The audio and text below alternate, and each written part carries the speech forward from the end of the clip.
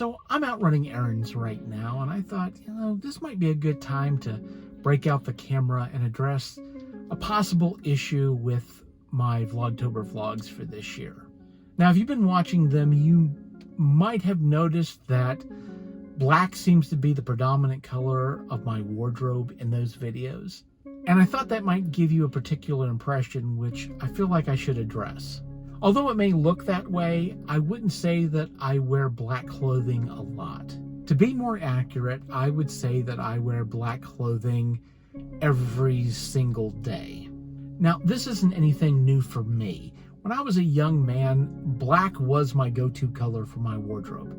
I had a lot of black clothing. In fact, I didn't realize how much black clothing I had until one day when I went to the laundromat and I had all my clothes in washers and getting ready to wash them, and realized out of 10 washers, 8 of them had all black clothes in them. But when you're a young man who's going to college and doing fast food and delivery driver jobs, you can pretty much dress however you want.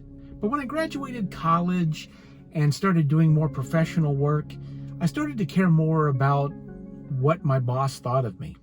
And so in an attempt to be more professional and frankly to try to be more adult, color crept its way into my wardrobe.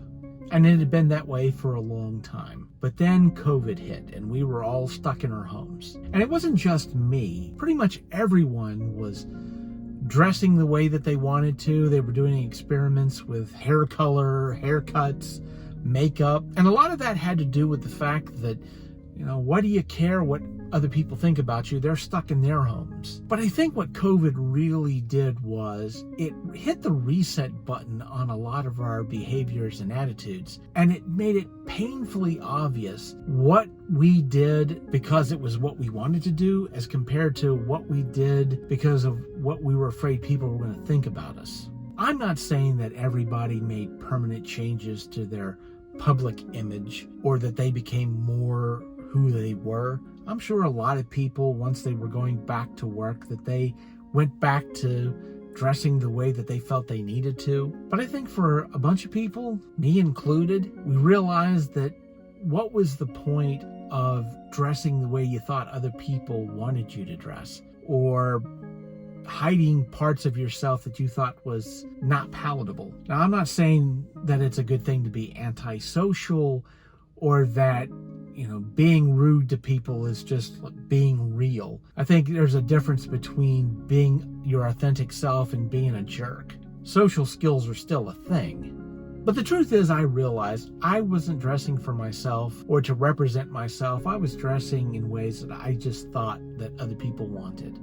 I was too old and life was too short.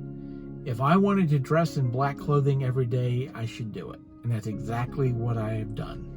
Now, I'm fully aware that if you go around wearing black clothes all the time, that people are just naturally going to make certain assumptions about you. They're going to look at you and go, oh my God, is this guy a goth? Yeah, I have a black wardrobe and wear black clothing every day. Yeah, I've got a collection of Doc Marten boots that I pretty much wear every day.